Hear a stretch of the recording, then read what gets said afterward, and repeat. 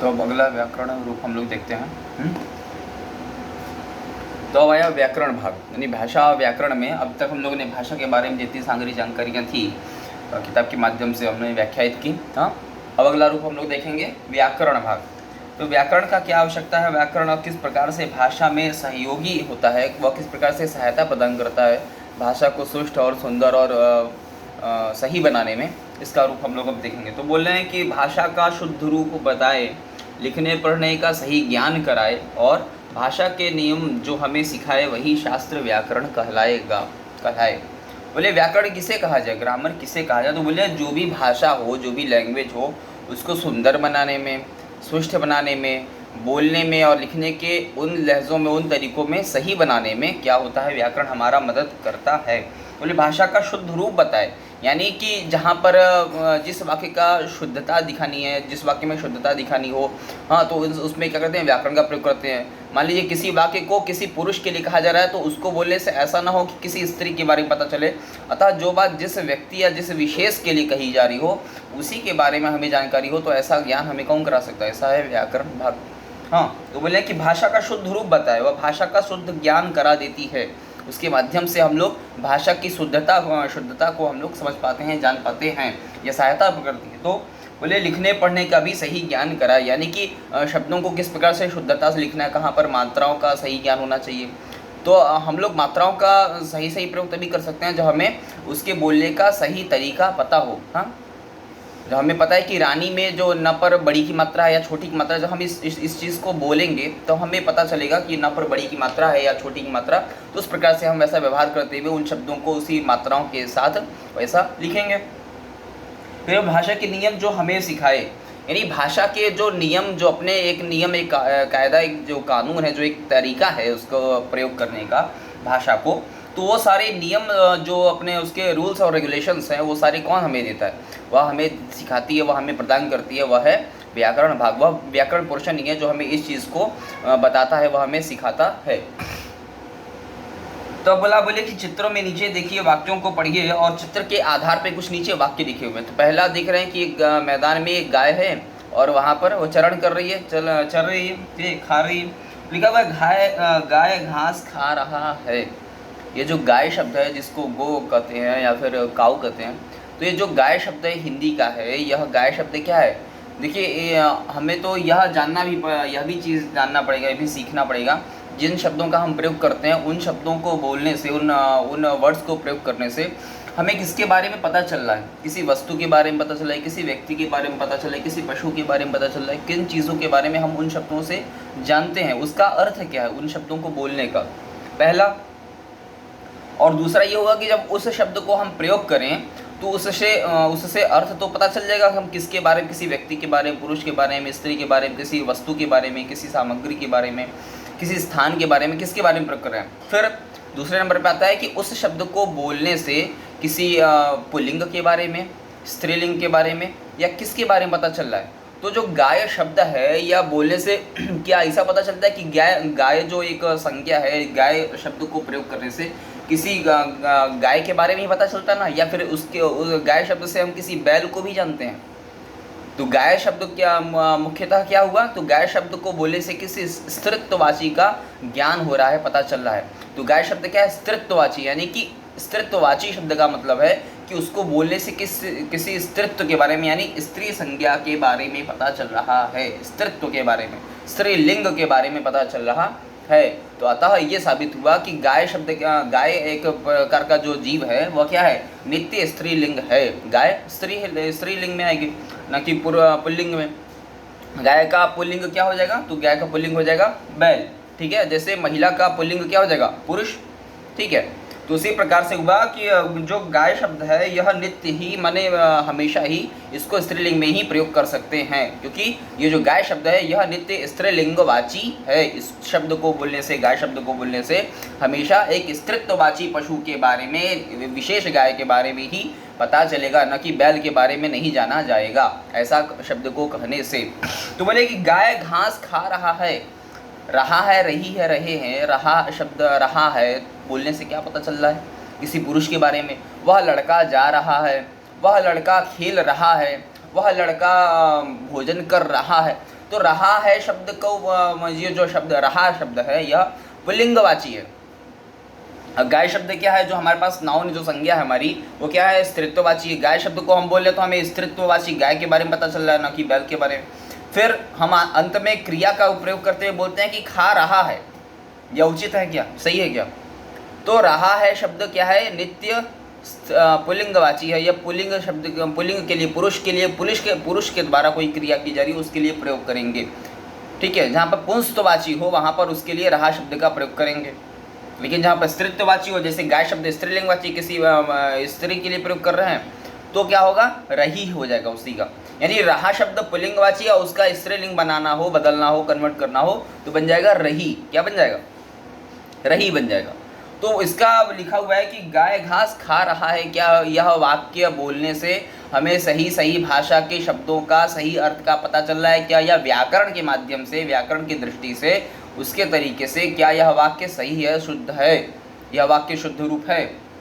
अगर अनुसंधान करेंगे, इसको खोजेंगे, इस पर हम चर्चा करेंगे तो अर्थ निकल के आएगा नहीं, ये वाक्य गलत है।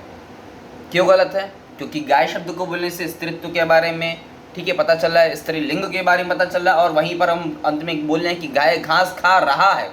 ये जो रहा शब्द है ये तो पुंस्तवाची है, ये पुल्लिंग के लिए प्रयोग करते हैं। लड़का जा रहा है, खा रहा है, ऐसा कर रहा है, वैसा कर रहा है। लेकिन वही बात हम लड़की के लिए कहते हैं, एक गर्ल के लिए, एक वुमेन के लिए, महिला के लिए कहते हैं तो बोलते हैं वो ऐसा कर रही है, वह जा रही है, वह खा रही है, वह सो रही है। हाँ, तो रही शब्द होता है। रहा शब्द क्या है, पुंस्तवाची है, पुल्लिंग के लिए प्रयोग करते हैं। अतः जो गाय शब्द है, जो हमारा नाउन है, उसकी दृष्टि से देखते हुए, यानी उसको ध्यान में रखते हुए, जो हमारा पुल्लिंग, जो हमारा नाउन है, जो हमारा संज्ञा है, उसके माध्यम से अगर देखा जाए तो यहाँ पर रहा शब्द नहीं होना चाहिए। तो क्या बन जाएगा, गाय घास खा रही है, क्योंकि गाय शब्द नित्य स्त्रीलिंगवाची है, और वहाँ पर रहा शब्द जो क्रिया दिखा रहा है, जो क्रिया है वहाँ पर रहा रही रहे, तो रहा शब्द क्या हो गया, वो पुल्लिंगवाची है। तो अतः गाय स्त्रीलिंगवाची है, दोनों का मतभेद हो गया। मतभेद न हो यानी कि दोनों आपस में टकरा रहे हैं, अलग अलग अर्थ बता रहे हैं। रहा कहने से कन्फ्यूजन हो रहा है कि पुल्लिंग के बारे में बात कही जा रही है, वहीं हमारे पास जो नाउन है गाय, जो संज्ञा है, तो स्त्रीलिंगवाची का बता रहा है। तो बदले किसको, तो क्रिया को ना बदलना पड़ेगा, क्योंकि क्रिया को करने वाला कर्ता ही होता है। जैसा कर्ता होगा वैसी ही क्रिया हो जाएगी, ठीक है।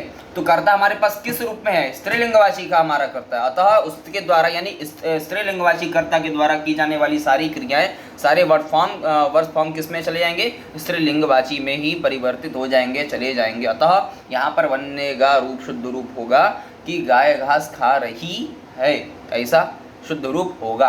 यानी कि जो किताब में लिख करके बताया है वह रूप गलत है, उसको हमें शुद्ध करना होगा, ठीक करना होगा। यह बात समझने के लिए वहाँ पर वाक्य में गलत प्रयोग किया गया है। अगला दूसरा चित्र देख रहे हैं, एक मैदान में कि दो बालक खेल रहे हैं, क्रीड़ा चल रही है, खेल रहे हैं, प्लेइंग हो रहा है। तो बोले कि बच्चा खेल रहा है। अब नया शब्द आ गया, बच्चा। बच्चा शब्द क्या है, बच्चा शब्द को बोलने से हमें किसी एक बच्चे के, एक चाइल्ड के बारे में, जैसा पहला देख लीजिए, एक शब्द है हमारे पास CHILD, चाइल्ड। चाइल्ड माने होता है बच्चा, यानी एक बच्चा, सिर्फ नंबर में उसके नंबर यानी संख्या कितनी होगी, एक बच्चा होगा।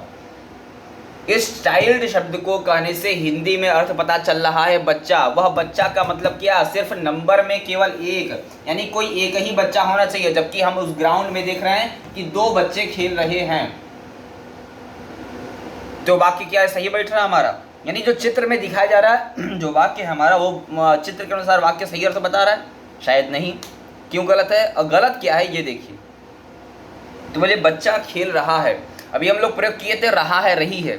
अब देखिए वही बात पुल्लिंग आ गई, दो बच्चे हैं, दो लड़के हैं, दो बालक हैं, दो पुरुष हैं, दो चाइल्ड हैं, ठीक है, अलग अलग। तो बोले कि रहा है, रही है, रहे हैं, तो रहा शब्द क्या हो गया, पुल्लिंगवाची हो गया। क्यों, क्योंकि यहाँ चित्र में हम देख रहे हैं कि दो लड़के हैं, दो बॉय हैं, ठीक है। तो पुंस्तवाची यानी पुल्लिंग के बारे में पता चला, बॉय माने पुल्लिंग, लड़का माने पुल्लिंग। तो बोले कि पुंस्तवाची के बारे में पता चल रहा है, तो रहा शब्द का प्रयोग किया। यानी अब हमारे पास इस स्थिति में, इस सिचुएशन में हमारे पास क्रिया सही जा रही है, लेकिन कर्ता गलत कर दिया। अभी तक हम क्रिया गलत करके बैठे थे गाय वाले पोर्शन में, अब इस वाले पोर्शन में हमने क्या किया कि हमने कर्ता कोई गलत, यानी सब्जेक्ट ही हमारा गलत बैठ रहा है। वहाँ पर खेलने वाले दो हैं और चाइल्ड शब्द का प्रयोग किया है। चाइल्ड का मतलब हिंदी में अर्थ होता है बच्चा। और जब भी हम बच्चा शब्द कहेंगे तो सिर्फ एक ही बच्चे, एक ही बालक, एक ही शिशु के बारे में पता चलेगा, जिसकी नंबर में जो वह नंबर में संख्या में सिर्फ एक हो मात्र। लेकिन इसी का दूसरा शब्द आ जाता है, इसलिए बहु यानी कि चाइल्ड शब्द क्या हो गया, एक वचनात्मक हो गया। इसको बोलने से एक वचन का पता चलता है। तो वचन का मतलब संख्या, वचन मतलब संख्या, तो ये किस में चला गया, एक वचन में चला गया। ये हो गया एक वचन। एक वचन का मतलब वचन माने नंबर, वचन माने होता है नंबर। तो वह नंबर भी कितना है, तो बोलिए वह वचन में है एक, यानी एक वचन है, एक रूप में है, नंबर में संख्या में वह एक ही है। फिर अगला आया, तो उसके बाद बोल रहे हैं कि बच्चा खेल रहा है। अब इसको हम जब कन्वर्ट करेंगे, यानी जब वाक्य को शुद्ध बनाएंगे, जो हमारी व्याकरण है, तो उसको शुद्ध करने के लिए इसी शब्द का हम अगला प्रयोग करें, CHILDREN, चिल्ड्रन। चिल्ड्रन माने हो जाता है बच्चे, यानी कि संख्या में बहुतायत हो, यानी कि नंबर में कई हो। जब किसी वस्तु व्यक्ति की संख्या 2 या 2 से ज़्यादा होती है तो वह बहुवचन में चला जाता है। ठीक है, तो अभी तक हम चाइल्ड करने से बच्चा यानी एक बच्चे के बारे में जान लेते हैं। अब हम चिल्ड्रन शब्द का प्रयोग करें, जिसका हिंदी अर्थ होता है बच्चे, यानी कि बहुत सारे, नंबर में 2 हो या 2 से ज़्यादा। तो इसका नंबर आ जाएगा 2 हो या फिर 2 से ज़्यादा, या 3, 4, 5, 6, 10, 1000, 100, सैकड़े, जितने भी हो, ऐसा।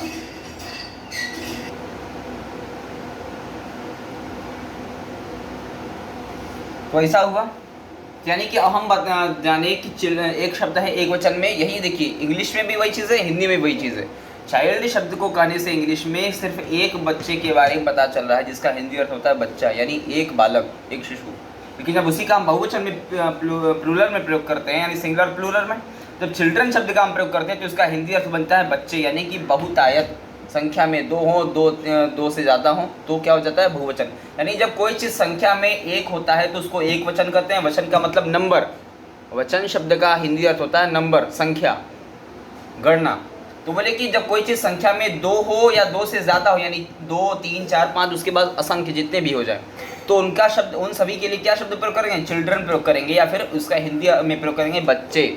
तो हम देख रहे हैं कि संख्या में वहाँ पर बगीचे में 2 बालक खेल रहे हैं, ना कि एक खेल रहा है, अतः वहाँ पर बच्चा शब्द का प्रयोग करना गलत हुआ। तो वहाँ पे सही शब्द क्या प्रयोग करना चाहिए था, वहाँ पे प्रयोग करना चाहिए था बच्चे खेल रहे हैं। जबकि रहा है कहने से केवल एक बच्चे के बारे में, जा रहा है, खा रहा है, एक लड़का कर रहा है, एक लड़का कर रहा है, एक लड़का जा रहा है, एक लड़का सो रहा है, एक लड़का दौड़ रहा है। लेकिन बच्चे दौड़ रहे हैं तो रहे हो जाएगा, यानी बहुतायत है, प्लूरल में चला जाएगा, बहुवचन में हो जाएगा। तो अतः वहाँ पे वाक्य बनेगा क्या, कि बच्चे मैदान में दौड़ रहे हैं, बच्चे मैदान में खेल रहे हैं, बच्चे हंस रहे हैं, बच्चे गीत गा रहे हैं, ऐसा वाक्य बनेगा। तो वहाँ पर चिल्ड्रन शब्द हो गया, हिंदी में अर्थ बना बच्चे, यानी 2 संख्या में हो या 2 से ज़्यादा हो। तो संख्या में हमारे पास 2 दिख रहे हैं चित्र में, तो नंबर 2 हो गया।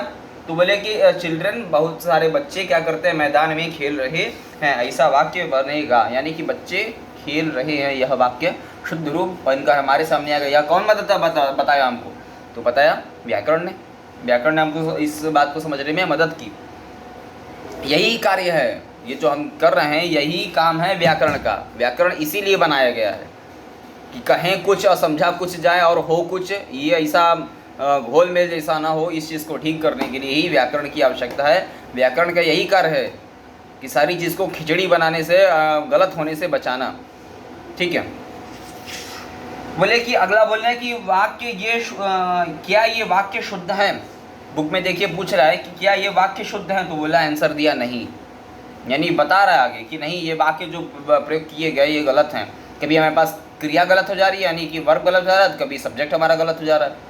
तो जैसा क्रिया यानी जैसा सब्जेक्ट होगा वैसे ही क्रिया होनी चाहिए। एक वचन का करता है तो एक वचन की क्रिया, बहुवचन का करता है तो बहुवचन की क्रिया, पुल्लिंग का करता है तो पुल्लिंग की क्रिया, स्त्रीलिंग का करता है तो स्त्रीलिंग की क्रिया। ये बात ध्यान रखना है। तो कर्ता के अनुसार क्रिया चलती है, क्रिया के अनुसार कर्ता नहीं चलता। यह व्याकरण का एक संबंधित नियम है कि कर्ता के अनुसार ही हम क्रिया का प्रयोग करते हैं। नहीं तो हम क्या कर देते कि जहाँ पे लिखा था कि गाय घास खा रहा है, तो यहाँ पे हम गाय को ही बदल देते, कह देते नहीं गायें खा रही हैं। एक गाय की जगह हम बहुत सारी गायें लिख देते हैं। गाय शब्द का बहुवचन में क्या बनेगा, गायें, बहुत सारी गायें हो जाता है। बच्चे खेल रहे हैं, वहाँ पे बहुवचन है, वहाँ पर हम लिख देते नहीं एक बच्चा खेल रहा है, जबकि संख्या में 2 हैं। तो ये सारी जो क्रियाओं का आधार बनता है, क्रिया आधार लेती हैं यानी किसका सहारा लेती हैं, वो कर्ता का यानी सब्जेक्ट का सहारा लेकर के प्रयोग होती हैं। अतः हमेशा कर्ता के अनुसार ही क्रिया का प्रयोग करते हैं, ये बात ध्यान रहना चाहिए। अगला बोले दोनों ही वाक्य अशुद्ध हैं। हाँ, ये बात साबित हुई, हम लोग इसका सही रूप देख चुके। शुद्ध रूप क्या होगा जाने। बोले पहले वाक्य में लिंग संबंधी अशुद्धि है। लिंग माने सब्जेक्ट, कर्ता। अब गाय हमारा कर्ता था ना भाई, तो गाय तो पहले वाक्य में गाय था, वहाँ पर क्या क्या प्रयोग कर दिया, रहा है। गाय स्त्रीलिंगवाची है, रहा शब्द से हमको पुल्लिंग के बारे में बताया, तो कर्ता संबंधी गड़बड़ियाँ हो रही थी, तो कर्ता से संबंधित क्रिया को ठीक करने के लिए जो रहा था उसको बदल दी, कन्वर्ट हो गया, रही बन गया, सही हो गया वाक्य। तो बोले इसीलिए शुद्ध वाक्य बना। यह वाक्य होगा कि गाय घास खा रही है, स्त्रीत्ववाची का ज्ञान होना चाहिए। अगला दूसरे नंबर वचन में वचन संबंध यानी वही वचन माने वचन शब्द का हिंदी अर्थ होता है नंबर, संख्या। बोले संबंधित अशुद्धि, यहाँ दो बच्चे बहुवचन होने के कारण वाक्य होना चाहिए यानी बच्चे खेल रहे हैं, ऐसा हो गया जो हम लोग जाने। फिर बोल रहे हैं हम शुद्ध माने सही और अशुद्ध माने गलत। शुद्ध शब्द का हिंदी अर्थ होता है सही, करेक्ट, और उसका विपरीत हो जाएगा इनकरेक्ट यानी अशुद्ध। सही गलत, शुद्ध अशुद्ध, करेक्ट इनकरेक्ट, ऐसा। तो बोले का अंतर व्याकरण के कारण समझ पाया। व्याकरण नहीं होता तो हम इसको समझ पाते कैसे, कौन इन बातों को साबित कर पाता, यानी कि कुछ भी लिखा जाता और कुछ भी समझा जाता और कुछ भी व्यवहार किया जाता, सब गलत हो जाता। तो बोले कि व्याकरण ही हमें समझाता है कि किस तरह शुद्ध भाषा बोलें और लिखें। इसमें मदद साबित हमारा कौन कर रहा है, व्याकरण कर रहा है। व्याकरण ही हमें इस बात को समझा रहा है, उसी के पास इतनी कैपेसिटी है। फिर बोले कि व्याकरण भाषा के नियमों का संग्रह होता है। व्याकरण जो भाग है ये किन चीज़ों पर आधारित है, तो बोले ये व्याकरण बहुत सारे नियम कानून पर यह बना हुआ एक ऐसा विषय है जो क्या करता है, भाषा को शुद्ध रूप लिखने, शुद्ध रूप में बोलने, शुद्ध रूप में व्यवहार करने में मदद करता है। वही व्याकरण कहलाएगा, वही व्याकरण, वही ग्रामर भाग है। अतः अगला बोल रहे हैं कि भाषा को शुद्ध रूप में बोलना, लिखना, पढ़ना सिखाने वाली जो नियमावली, एक नियम बना हुआ है, जो नियमावली है, एक तरीका है, वही क्या कहलाती है, वही व्याकरण कहलाती है, उसे ही व्याकरण कहेंगे। अगला बोले यह भी जानो, अगला क्या रूप बता रहे हैं, तो बोल रहे हैं कि हिंदी विश्व के तीसरे नंबर पर सबसे ज़्यादा बोली जाने वाली और समझी जाने वाली भाषा है। यानी ये पूरे संसार में, पूरे वर्ल्ड में जो भाषाएं, जो जनसमूह हैं, जो अपने अपने देश हैं सबके, उन सभी पूरे विश्व में जो हमारी जो हिंदी भाषा है वह तीसरे नंबर पर गिनी जाती है, उसका स्थान तीसरे नंबर पर आता है। यानी जो संख्या में जो बोलने वाले कर्ता यानी लोगों की संख्या है वह तीसरे नंबर पर आती है। तो सबसे यानी पूरे विश्व में सबसे नंबर 1 की भाषा कौन सी, यानी सबसे ज़्यादा बोली जाने वाली भाषा है, तो वह है चीनी भाषा, चाइनीज़। चीनी भाषा की संख्या बहुत ज़्यादा बोलने वाले लोग हैं उसको, ठीक है, पॉपुलेशन भी ज़्यादा है वहाँ। तो चीनी भाषा पूरे वर्ल्ड में, पूरे संसार में सबसे नंबर 1 पर है। क्यों? क्योंकि वहाँ की संख्या, पॉपुलेशन ज़्यादा है और बोलने वाले लोग हैं, ठीक है। तो इसके हिसाब से चीनी भाषा विश्व में प्रथम भाषा संख्या में बोली जाने वाली नंबर 1 पर आ गई। दूसरी आ गई इंग्लिश भाषा, फिर दूसरे नंबर पर आती है इंग्लिश। उसमें भी कई सारे प्रकार हैं, ब्रिटिश है, अमेरिकन है, अरेबियन, तो इस तरह से बहुत सारे उसके पार्ट्स हैं। तो इस तरह से करते हुए जो दूसरे नंबर पर संख्या के रूप में गणित हुई, तो वह आई दूसरे नंबर पर इंग्लिश भाषा, और तीसरे नंबर पे आया हिंदुस्तान, मतलब हिंदी भाषा। तो अपनी जो हिंदी भाषा है वह पूरे संसार में तीसरे नंबर पर, यानी कि समुदाय में बोली जाने वाली भाषा है। किस पे आधार है इसका? इसका आधार बना है संख्या, नंबर, यानी कितने लोग हैं इसको बोलने वाले। समझ में आ रहा है? अगला तो बोले कि कोंकणी, अगला टॉपिक बोल रहे हैं कि कोंकणी एक ऐसी भाषा, यानी भारत में एक बोली जाने वाली, क्या नाम है, हमारे दक्षिण की दिशा में बोली जाने वाली कोंकणी जो भाषा है, ऐसी भाषा है, यानी ऐसी लैंग्वेज है जो 3 लिपियों पर आधारित है। यानी बताए थे अभी पिछले के अध्यायों में, पाठ में हम लोगों ने इस बात पर चर्चा की कि लिपियाँ क्या होती हैं। यानी हर भाषा के लिखने का जो तरीका होता है, जो शब्द लिखे जाते हैं, उन शब्दों का जो चुनाव होता है, जो शब्द निर्मित किए जाते हैं, जो शब्द बनाए जाते हैं, उन्हीं शब्दों को, उन्हीं अक्षरों को, उन्हीं चिन्हों को क्या कहते हैं? लिपि कहते हैं। वो लिपियाँ क्या है? वो लिपियों से ही भाषा का निर्माण होता है, भाषा का ईजाद होता है। बोले 3 लिपियाँ हैं, यानी कोंकणी नाम की जो भारत में बोली जाने वाली भाषा है, इसमें 3 प्रकार की लिपियाँ, यानी कोंकणी भाषा एक ऐसी भाषा है जिसको 3 लिपियों में लिखना संभव है, लिखा जा सकता है ऐसा। तो बोले कि कौन कौन सी है, तो पहला है देवनागरी, वही जो अपनी हिंदी भाषा है। कोंकणी को आप हिंदी से जोड़ करके भी हिंदी की लिपि में भी कोंकणी को लिख सकते हैं, पहला। दूसरा है आपका कन्नड़। कन्नड़ भाषा में भी हम कोंकणी भाषा को संयुक्त रूप से करके लिख सकते हैं, यानी कन्नड़ लिपि में भी हम लोग क्या कर सकते हैं, कोंकणी को लिख सकते हैं, ऐसा करना संभव है। तीसरा है मलयालम। तो तीसरी लिपि है मलयालम, ठीक है। तो मलयालम में भी हम लोग क्या कर सकते हैं कि मलयालम में भी कोंकणी को लिखना संभव है, लिखा जा सकता है। यानी कि जो कोंकणी भाषा है यह 3 लिपियों में लिखी जा सकती है। पहली है देवनागरी, दूसरा है कन्नड़ और तीसरा है मलयालम। इन 3 लिपियों में सहजता से, बड़े ही सरल तरीके से, आराम पूर्वक क्या कर सकते हैं, हम कोंकणी भाषा को लिखा, पढ़ा, बोला जा सकता है, व्यवहार किया जा सकता है।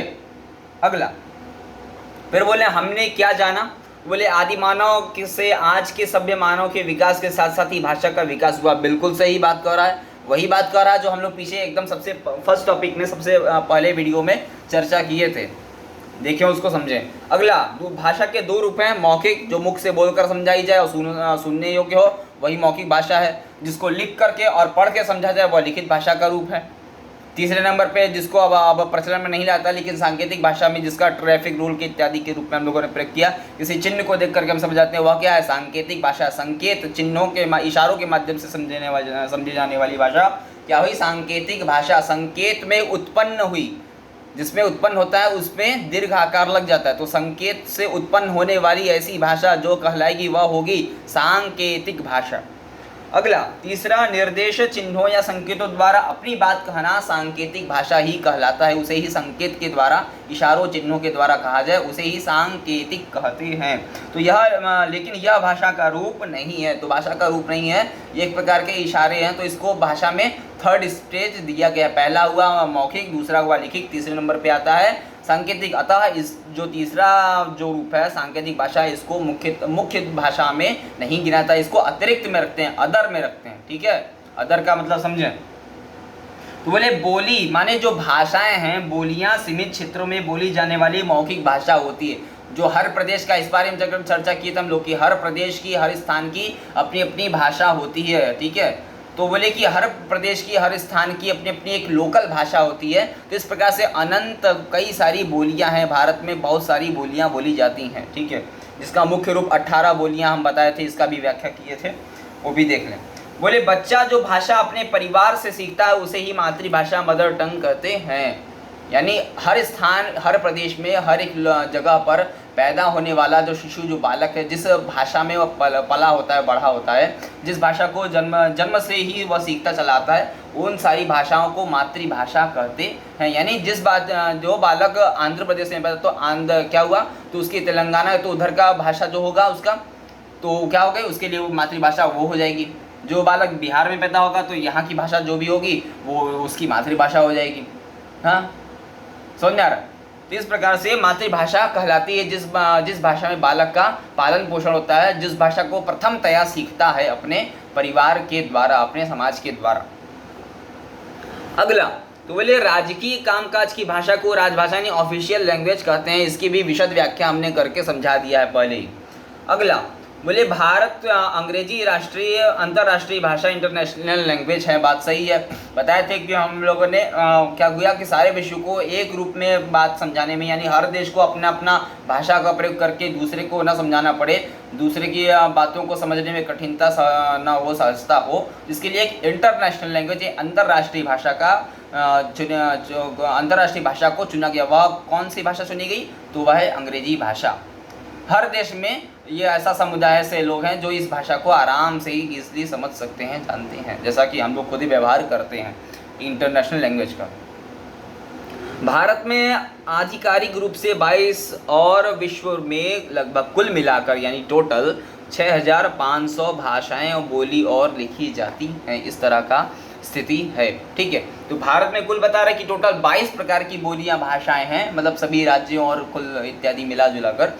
लेकिन पूरे विश्व में, पूरे संसार की बात की तो 6000 लगभग। गणित करना तो उतना ज़्यादा पॉसिबल नहीं है, लेकिन एक अनुमानिक तौर पर जितना सर्च किया जा सकता है, जितना इसको जानकारी हासिल किया जाता है, तो 6500 लगभग कुल टोटल क्या है पूरे विश्व में बोली जाने वाली भाषाएं, बोलियां इत्यादि रूप हैं। अगला बोले भाषा के लिखने के ढंग को लिपि कहते हैं। वही लिपि जिससे शब्द ईजाद होते हैं, जिससे शब्दों का निर्माण होता है, तो वही क्या होती है, भाषा बोलियों की अपनी अपनी एक स्वतंत्र एक लिपि होती है। जिन उन भाषाओं का उन्हीं लिपियों से ईजाद होता है, उन्हीं से निर्माण होता है, उन्हीं से उभर कर बन कर वो आई होती हैं।